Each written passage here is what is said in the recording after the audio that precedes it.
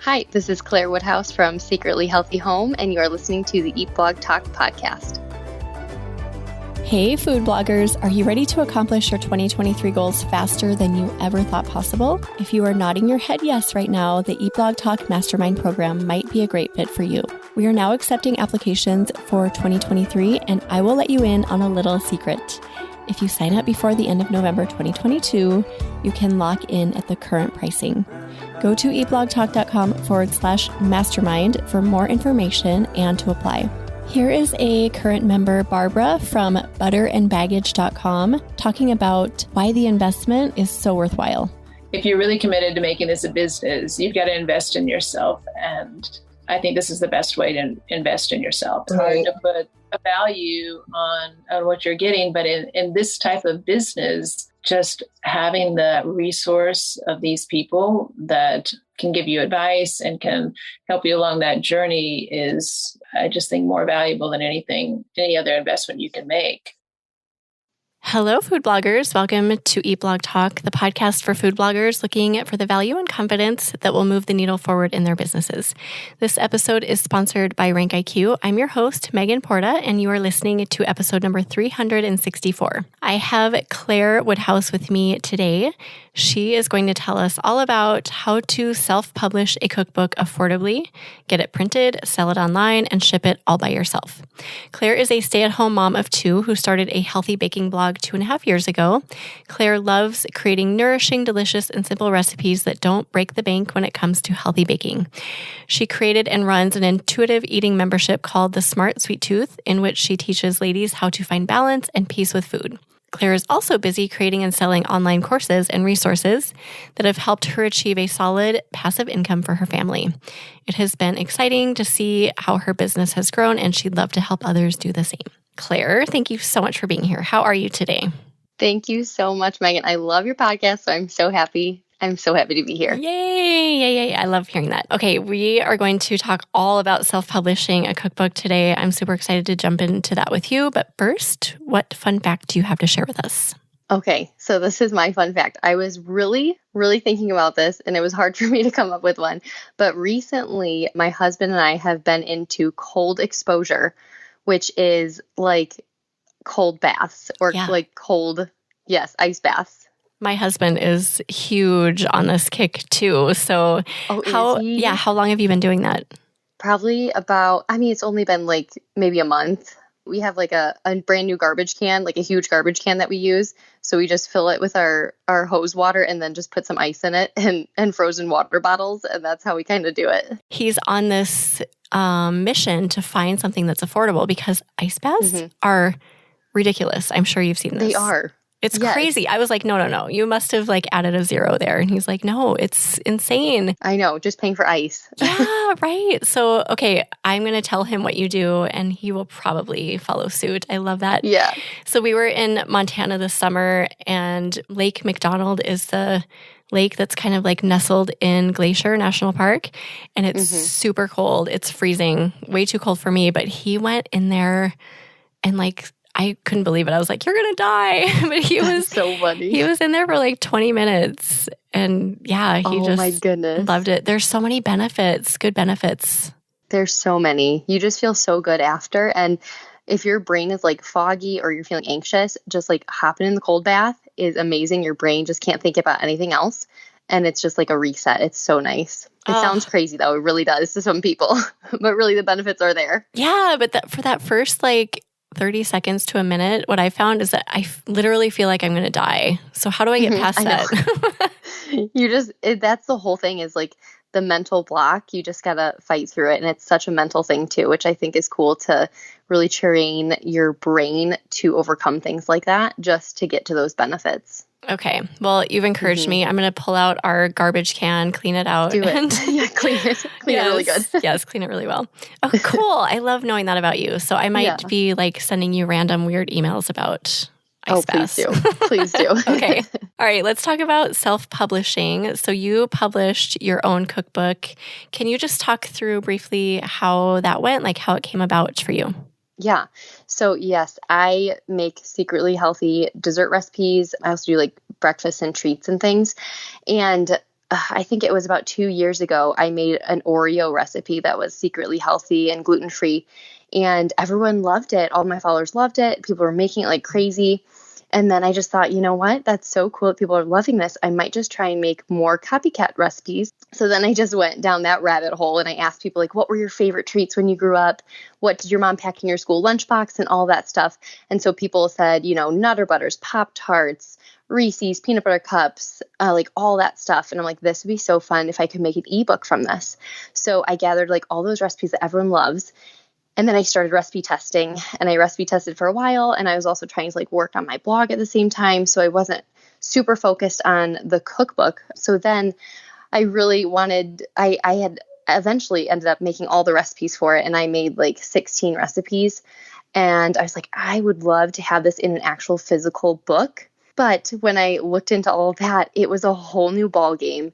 And I knew it would be too small of a book if it was only 16 recipes. So then I had to dig back into it and then make more recipes. So I ended up with 37 recipes. And then that is when I'm like, this is enough recipes. This will give me like 100, or I think my book is about 80 some pages. So then with all that info, with all my book done and everything, that's how I kind of started it.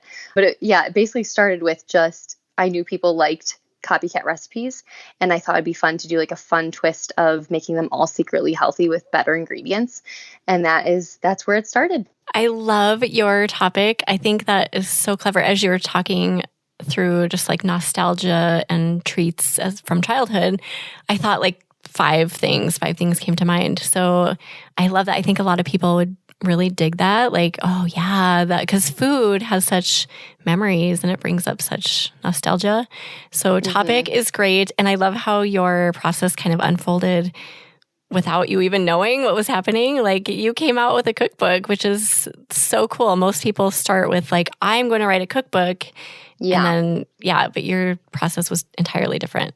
It was totally different. And I think if I would have known what I was getting into, I don't think I would have done it. But that's why I'm so excited to be on this podcast, because I want to tell people that like you can do it and there are simple steps, but I know some people have courses on how to write a cookbook, but I didn't get any of those courses because I wasn't sure I was even doing it when I was doing it.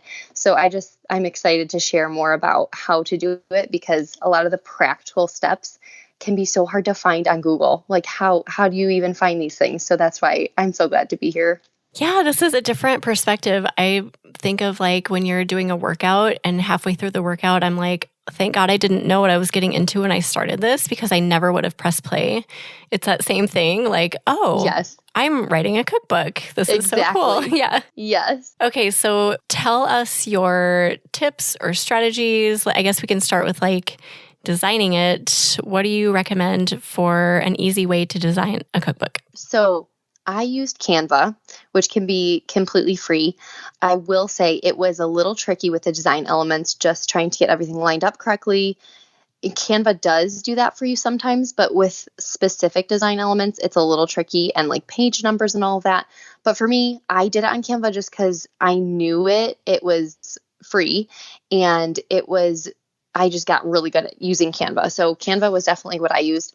But I know some people use Adobe, and that is more helpful with book publishing.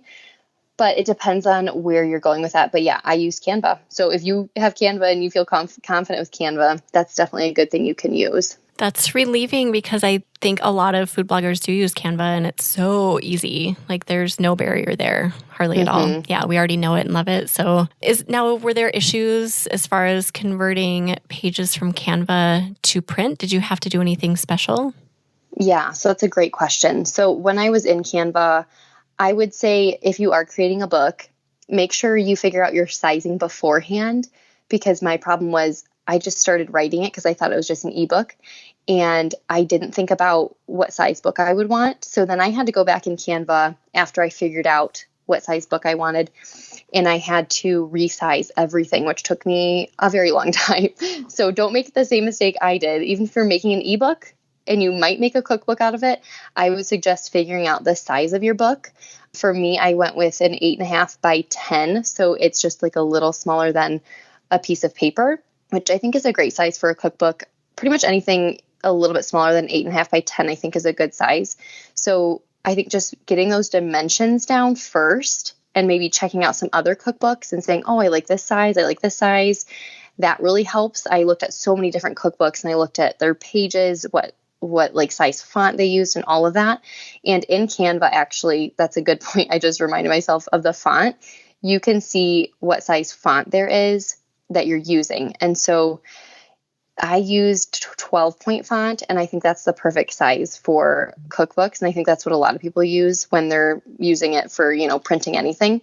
So you definitely check out your font when you're on Canva as well to make sure that you have a big enough font for your book. So it doesn't print in like 5-point font. Exactly. That would be fun to figure that out at the end, right? Yes. Yeah, some good things to think through when you get started in Canva. So thank you for all of that. That's amazing. So people don't have to go back and redo their work. Yeah. So let's see. Where do you want to go from here? Do you want to talk about the content that goes into the book? So content, I would say for me, and I know so many people that tell you how to write a cookbook, they say, solve a problem and really make sure that your audience is interested in your topic and try and niche down and figure out what that topic is that you're going to write about. It can't just be recipes. I would definitely niche down. And I listened to your podcast about sous vide. Oh, yeah. And they had a whole cookbook. I don't remember who it was. Chelsea Cole, maybe? Yes, Chelsea. So she talked about how she made cookbooks just with sous vide cooking. And I thought that was so interesting. So definitely niching down, the more you can, the better. And just checking with your audience and making sure that they would love that content too. And making sure, they're excited about it as well. And then how do you decide how many recipes to put in the book? That's a great question. So I would say, depending on how big your book is or how big you want your book to be. So for me, most of my recipes, I have a picture on one side and then a recipe on the other side. So it was basically 2 pages per recipe. So take that into consideration. But I would say my cookbook with 37 recipes with just like 2 pages on each recipe and then, index and all the little extra pages, I feel like that's kind of the minimum I would go with for recipes. But if you are doing something like an ebook or something, you can definitely do, 18 recipes or like 16 recipes. But I felt like 37 or maybe 35 recipes is plenty. So you don't have to feel like you have to make 150 recipes, because I know so many people, I see cookbooks all the time, like 300 recipes. Oh my gosh, that's so many. Yeah, back in the day, I used to see that cookbook and I'm like, oh, that's great. But now when I was writing this cookbook, I'm like, that is so many recipes. And the amount of time it takes to, go through it and edit it and all of that takes a lot of time when you have more content and more recipes. So if you're just starting out, you definitely don't have to have 100 recipes. You can start with, even 25 or 30 recipes for an entire cookbook if you're actually wanting to print it off. I love that you mentioned that, because we do have this idea in our minds that it has to be like 75, 100. I think that's so many. Like you, Jason Logston, he's a food blogger. He also does sous vide cooking, and he has self-published many, I want to say 25 or more cookbooks. A few of his have literally 9, 10, 12, really low number of recipes in them. They're huge. He sold so many copies. So yeah, you don't need to overthink and overdo it. I think just get in, do some really good quality work, right? Don't you think? Yes, totally. Yeah, I would totally agree with that. Yeah. Okay. So once you have all of your content together, you've got it laid out in Canva or wherever you're laying it out, how do you go about selling it? Okay. So this was the trickiest part for me, honestly. I really wanted to get on Amazon because I know it's such a big platform and I know it's what everyone uses. And I would have loved to get on Amazon. I did all of the back end work to Amazon. And let me tell you, I don't know if I'm just really bad at Amazon, but it was a headache and it was really hard for me doing it personally. I know you can hire someone to do it, but it was really hard. There's a lot of little hoops to jump through. And in order to get it looking how you want it to look, it was a lot of work. And then just trying to figure out how to post the ebook with it. You kind of have to go through 2 different, because they have Kindle Direct Publishing, KDP, and then they also have Amazon Seller Central. So you can be a seller and through KDP publisher. So it gets really confusing, but you can do it that way, which if it works out, if your numbers work out, you can definitely do it on Amazon. But what I figured out after setting up everything for Amazon, having it ready to go, I actually figured out that Amazon would be making more money than me. Yeah, they would be making way more than I would. And I was doing all of the work. So there's a couple of different things with Amazon. You can actually have them print your book and then ship it.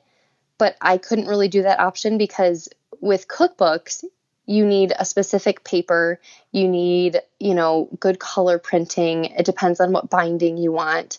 And usually they don't offer, because my paper is like 100-pound paper, which is really thick, nice paper. And usually Amazon only offers 60-pound paper or 80. I don't even know if they offer 80-pound, but really thin paper. So if you want like a good quality cookbook, you can't print through Amazon. So you have to find another printer, which, is a whole different thing too. So that's what I found with Amazon is I would have loved to be on that platform. But in the end, with myself printing them and then myself buying all the shipping materials, shipping them from my house. And then since they have such a big platform, they take a commission off of it.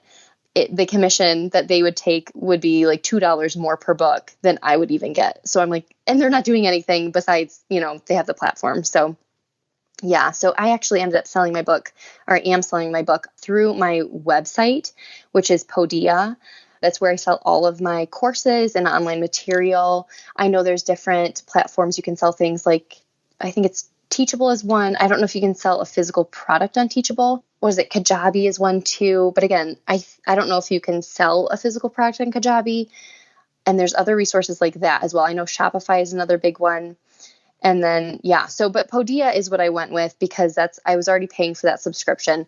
And you kind of have to go, if you do have Podia and you're trying to sell a physical product or a cookbook, you have to go about it like you're selling a course. I know this is really technical and I'm sorry, no, but like if someone's needing to do this, so you have to sell it as a course. And then you kind of, because it's mostly online courses. But if you just reach out to the people on Podia or search any of their articles, there's like step-by-step on how to set it up as a physical copy so you can get people's addresses. So there are other avenues aside from Amazon. So you're not like stuck to that. Exactly. Yeah. Okay. So it's worth exploring if you want to do this, go this route. Do you have any other tips about listing, selling? Yeah. I would also say that I also bought my ISBN through Bowker, Bowker, which is basically just that's basically where you need to buy an ISBN number. So I think that was the most expensive part of my cookbook besides the actual printing of all of them. So that's about $150 just to buy the ISBN number. Okay, that's great. That's an awesome tip too. All right, so now where do you actually print? So you can house it somewhere aside from Amazon, but where do you actually get it printed? Yeah, so I actually did research and just found a local printing shop, and mine was in Michigan. I'm located in Chicagoland area, so it's pretty close to me. They had a really good price. They had good quality. I saw their reviews. So I would say for anyone just looking to get books printed, I would say maybe look in your area, see if anyone can print stuff from your area, because I'm sure you have printing shops around you. So just do some cost analysis, trying to figure out, how much cost per book to buy all your books, how much it would cost per book to print them. And then obviously if you buy more cookbooks, if you print more cookbooks, they're cheaper per book. So that's also something to take into consideration. I ended up buying or printing 250 cookbooks, and I think it came with like 25 free cookbooks if you did 250 cookbooks with the printer I went with. So I think that was a pretty good deal for what I got. It was, so I hope that's helpful, just kind of searching your area and seeing who in the area prints.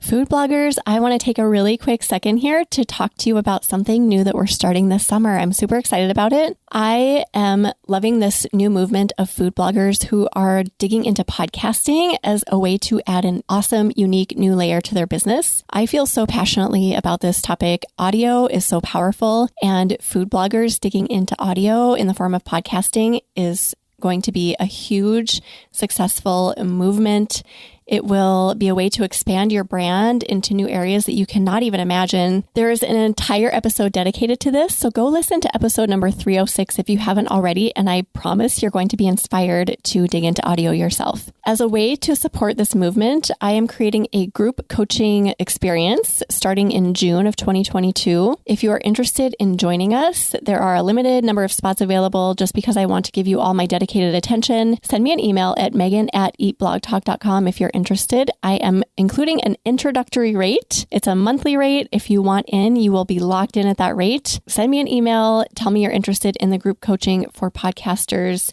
And I can't wait to see you inside, and I can't wait to see how this just totally explodes your business. All right, back to the episode. And then just considering like distribution, if people offer that and how much you're willing to pay for that, or just you're doing your own distribution, correct? Yes, correct. Yeah, because there are companies, what is it called? Lulu, I know, Lulu's. Oh, yeah. They do all of their own. I think they print your book and they ship it and everything like that. But then again, I always saw the downside because I couldn't have the book exactly how I wanted it through things like that because they print it. So you have to go with, a certain paper and a certain, like all of that with them. So there's pros and cons to both, I think. And then how much profit do you make from the books? So I'm selling my book for $34.99, and then I have coupons like throughout my website, and I'll give you guys a coupon too to whoever's listening. So I sell it for either $34.99 or $29.99, and then the cost of my book to print it was about $12.95, I think. And then the shipping materials is about $1. And then what's really great about mailing cookbooks yourself is that through USPS, you get media mail. Oh, yes. Pricing, love media mail. Which is so nice. Yeah. So all of my shipping labels are the same price, no matter where it is in the United States, which is so cool. So you just go on. Oh, and this, this is actually a very technical thing that is good too, because when someone bought a cookbook on accident because I didn't have it hidden on my website one time, and someone bought it and I was like, oh no, I have no idea how to print a shipping label yet. So I had to find that on my own. And I'm like, how do you print a shipping label from your house? I have no idea. And what I found out is that you can do it through PayPal. What? I didn't know that. Yes. So through PayPal has something called ShipStation. So you just log into your PayPal account, and then you can go to paypal.shipstation.com, and you can print labels from your house. So you just create a quick label, and then you just add a shipping address, add your package dimensions, which you can add, you can make a custom package dimension. So you can just click on Cookbook every time. So the dimensions are already in there. And then you will have your shipping label. And for media mail, for my cookbook, it's 1 pound with all of the packing material and everything. And they're $3.50 for anywhere in the United States. Wow. So many great tips. That's so awesome. Mm-hmm. Yeah. Okay, cool. I'm actually stalking your cookbook right now. So it is on Amazon just as a Kindle version, right? Yes. Okay. Yeah, I just kept it on as Kindle. I've not sold any through Amazon on Kindle yet. So tell us the name of it and then exactly where we can go to buy it, and then we'll continue. I just want to make sure people sure. Yeah. So it's called Healthy Copycat Treats, and then you can get it on my website. So if you go to secretlyhealthyhome.com and then you go to, I'm pretty sure, let me see, I'm going right there to my website. So you go to my website, secretlyhealthyhome.com, and then the top, it says cookbook. If you're on a laptop, just says cookbook, you can click on that. Or if you're on your phone, you click on the 3 dots and then scroll down to cookbook, and then it'll take you right to that page. Okay, I'm going to purchase a copy. Can't wait to get it. You're so sweet. It looks so good. I'll ship it right here today for you. Oh, awesome. Okay. All right. Well, let's continue. So printing, did you ever consider doing black and white, or was that out of the question? It was pretty much out of the question for me. Yeah. And some people are like the blogger I mentioned earlier, Jason, he did black and white printing for those handful of books that did really well. So it depends on your audience, I think, and what they expect of you, right? It totally does. Yeah, because I'm on Instagram, and so my photos and my videos, that's everything. That's what they see. That's what they know. So yeah, I think that's a big part of it. Yeah. So just knowing what people want from you and delivering that. If they don't care about your photos as much, like I know Jason always said that, like my audience doesn't really care what my photos look like. They just want my good recipes.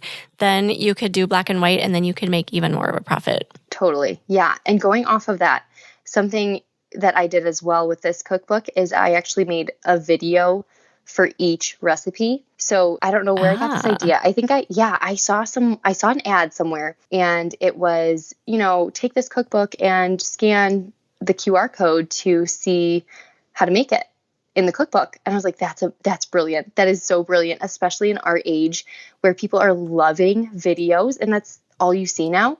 I feel like videos are just the best thing ever. So it's so simple to do. You can literally Google like QR code. And what I did was I made all the videos, I uploaded them to YouTube, and then I just made a QR code for each of them. That's so smart. And then put it in the cookbook. Yeah. And so valuable. That's something that a lot of cookbooks don't have. So I can see people just being like, oh, this is so cool. Yeah. Yes, it's a neat feature and anyone can do it if you're making a cookbook, which I think is so fun. Okay. Sorry, I'm in the process of purchasing your book. I will get back on track here. Well, you're good. You're good. You need to use my code. I'm going to give you guys a code too. So okay. I won't purchase quite yet. I'll wait for the code. So sweet. All right. So printing, anything else about printing or shipping that you think people should know? Yeah. So I think the last thing about shipping is I was also like, where do I get shipping material? I have no idea how to package this thing. My book is a spiral bound book. Not spiral, it's a wire O binding. So it's not just a spiral. It's kind of like a planner. So it's a wire. It's nice, but you have to be really careful with that because you don't want to get bent or anything in shipping. So what I ended up doing is what you can do is you can just go to Amazon and figure out if you have your book dimensions, figure out what size you need. And then order some shipping material on Amazon. And then if it doesn't work, you can always return it. But that's what I did. So I did a bubble liner and then I also do a bubble mailer over the top of it. So I have like double bubble for protection for the books. That's awesome. Just in case, because you don't want it to arrive like all bent and weird. Totally. Yeah. Okay, great. And then distribution, does it take up a huge corner in your house or how do you store all of those? Yeah, they're just in the basement. Yeah. So no, they really don't take up that much space. If you have a basement or an extra closet, you can definitely just store them at your house. Okay, cool. And do you do this all yourself or do you get help with it? So I had a few people just edit my book, but besides that, I did it all on my own, which is kind of crazy. I definitely looked at YouTube and Googled a lot of things, and I reached out to some people for help. Obviously, your podcast was so helpful when I was doing this too, because you have some cookbook episodes, which were super helpful. But yeah, I did it all on my own. So if someone's like, I can't do this by myself, just know that you can. And I have 2 children too. So if I can do it, you can do it. And you run a blog. So it's definitely doable. That's a lot to juggle. Okay. So that kind of takes away some barriers, I think, for some people. And then would you say, looking back, all you've done with the book up to date, that it's worth the time and energy you've spent on it? I would definitely say so. And the reason I say that is because it's evergreen. And evergreen is something that I learned from this membership I was in a couple years ago. But she taught us how to, market and sell things. And having evergreen content, I mean, you probably know, Megan, it's so important. And evergreen basically means it doesn't have a timestamp on it. You can sell it forever. It's not like it'll go out of date. Yeah, no specific season you need to fall into or anything like that. It's just something that people want to consume all the time. Okay, this is my least favorite part, marketing. How do you market your cookbook? I agree. Do you have any thoughts on You're that? so funny. Yeah, so marketing is definitely, I am right there with you. Marketing is definitely the hardest part for me. And that's a part where I would love to hire someone. But there's a lot of back end things that involve marketing that us cookbook authors or, bloggers are just like, I am not interested in crossing that line. Yeah. But I would say that a couple things that were helpful for me is I knew that reviews were super important because that's what people look at all the time. So what I did with that is I just put a freebie inside my cookbook. Again, you scan the QR code and you get the freebie. And in that email chain with the freebie, it basically asks people to give me a review. And I used that through like a Google form. So they just give me a Google form review, and that's how I get reviews for more marketing efforts. So that's something that you can do if you're creating a cookbook, is just having that freebie so that you can get reviews no matter what. Because I know people don't think about it very much and they don't really consider doing reviews, but it is so important for people that are selling things, because when you're a consumer, the first thing you look at is the reviews. So that's one part of my marketing that I really think I haven't gotten that many. I've gotten about 8 reviews so far, which that's pretty much all you need if you are selling it on your own website, because you just make a little picture of all the reviews and put it in your sales page. So I think that's really helpful. It's not like Amazon where you need a million, or not a million, that's exaggerating, but that would be amazing. Like 100 like 5-star reviews. On your own website, you can put in 3 reviews or 2 reviews. Any review will help. So I think that is a good part, or a big part of marketing that anyone could really do as well. It is so hard to get reviews, and it's such a small time commitment, but people just don't take the time for it. Do you have any like incentives for people to do that? Yeah. So the incentive that I give them is just, so I give them the freebie and then I ask for a review like later. So I guess I don't really have that big of an incentive, but something I do want to do in the future is I want to do some sort of post on Instagram probably and Facebook just saying, hey, if you've purchased my cookbook and if you haven't left a review yet, then please leave a review and you'll be entered in to win a $50 Amazon gift card. So I think that's one thing that I might do in the future. Yeah, I love that. Mm-hmm. People will do a lot of things for Amazon gift cards, I have found. Oh, like, yes. Even if it's a small, like $5 or $10, people are like, yes, I want that. Totally. So I think that's super smart. And then I was just looking at the publish date for this episode is early December. So just encouraging food bloggers to find Claire's book, because I think this would be an amazing Christmas gift. You could purchase 3 and give it to grandma, aunt, and friend, and knock 3 gifts off at one time. I think so too. So what is your what is your magic code?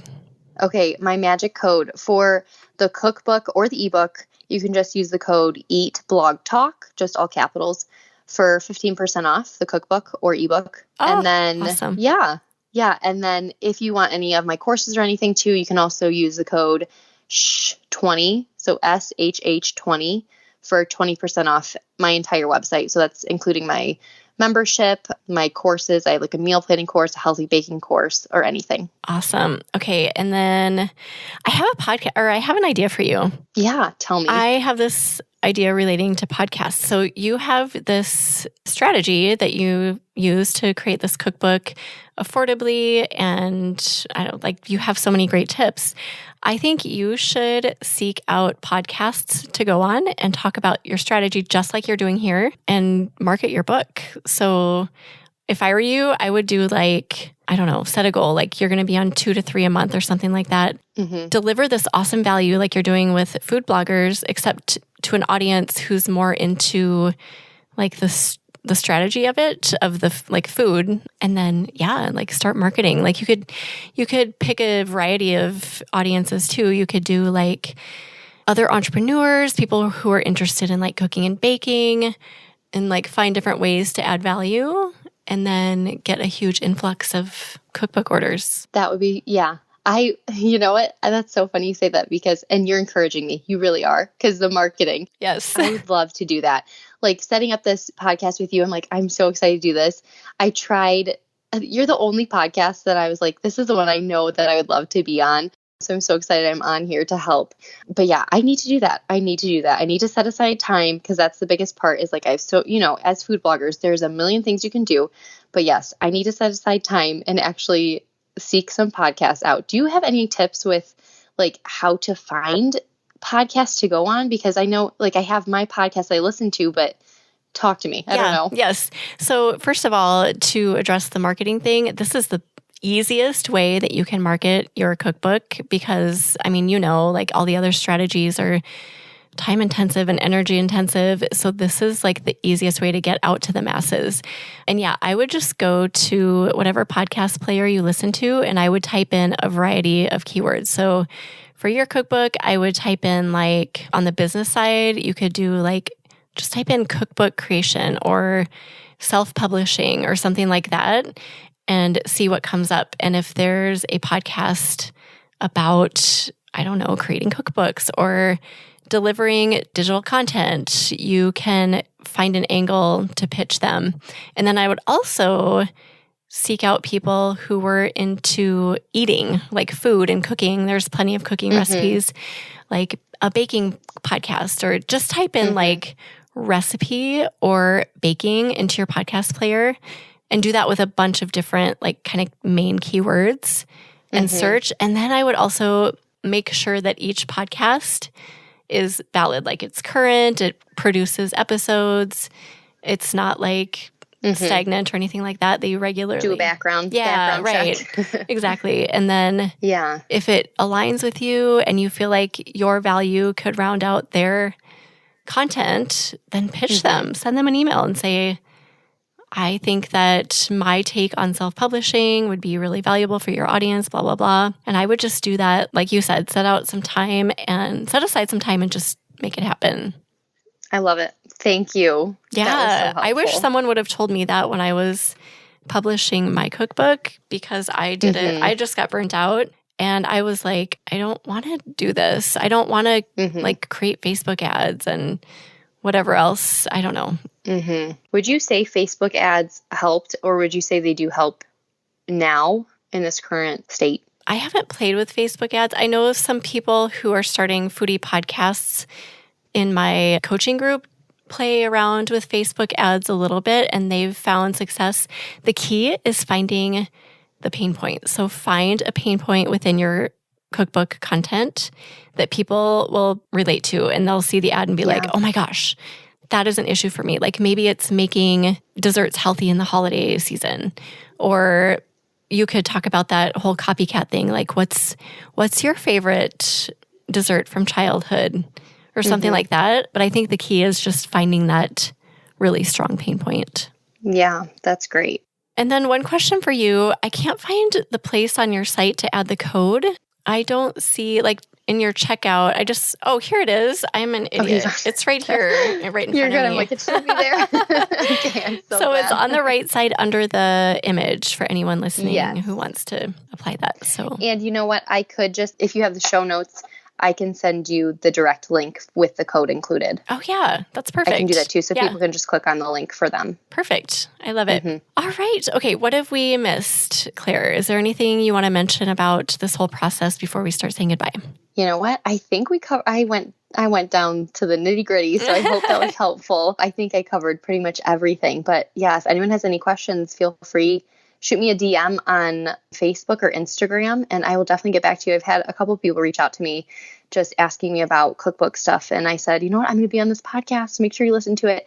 But yeah, if you have any follow-up questions, definitely reach out to me and I will definitely get back to you. That is a super generous offer. So thank you for that. And thank you for taking the time out today. I've really enjoyed our conversation, Claire. You're awesome. Yeah, thank you. Thanks so much for having me. I love this podcast. And I'm just so happy to be here. Thank you. Do you have a favorite quote or words of inspiration to end with today? I do. Okay, so this one, get ready for it. Sit down because it's a good one. So this quote is, stress isn't about all you have to do, but how you think about all you have to do. Oh. And that's by one of my favorite pastors, Craig Rochelle. Ooh. It's such a great quote because, you know, in life, and especially as food bloggers, there's a million different things we could be doing with social media or creating more recipes or writing in our blog or marketing. All of that stuff can really cloud our heads, or just, you know, everyday life things. So, you know, all that included is just a lot, especially, you know, just everyone has so much baggage in life. So I think just the way you think about your stress is the biggest thing. So if you take the time to write stuff down. I feel like that's the biggest thing that helps me when I'm feeling stressed, is just write down what you need to get done or write down the things you want to get done.